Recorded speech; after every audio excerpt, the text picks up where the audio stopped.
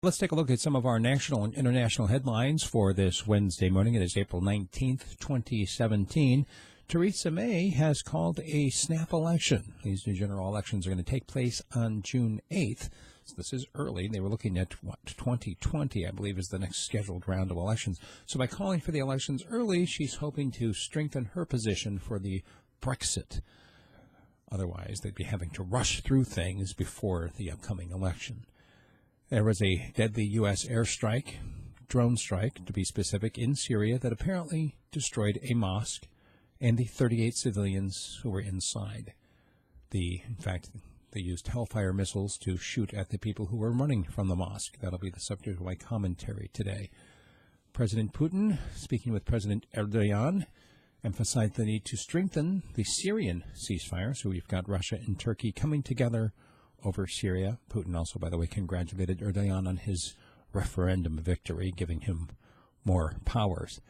British intelligence allegedly tipped off the French over an imminent election terror plot, and they found guns and bomb materials and arrested a couple of 20-somethings.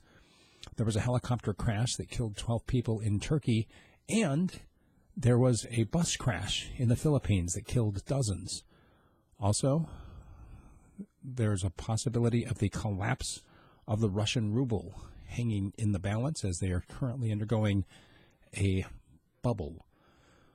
The United States is looking at the possibility of shooting down any potential North Korea missile tests, according to unnamed sources in the U.S. military. And Steve Stevens, the fellow who committed that murder on Facebook Live, was found dead, apparently after killing himself. This after a 5-state, 3-day manhunt following that murder. Air Canada has now apologized for bumping a 10-year-old boy off an overbooked flight. And it looks like the Trump camp, his aides, abruptly postponed a meeting on whether or not to stay in the Paris climate deal after an unlikely coalition of environmentalist groups and big oil execs and Republicans said that the United States should stay in the Paris climate deal.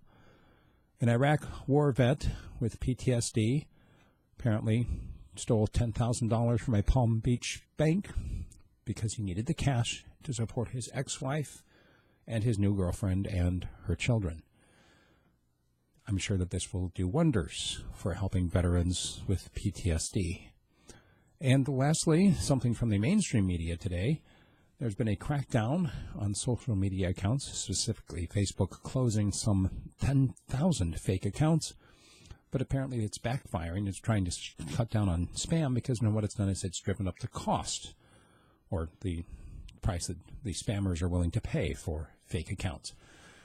Once again, check out the commentary that I have today on U.S. drone strikes and consider supporting me either through Patreon or by buying a direct subscription at radiofreespeech.com. Thank you.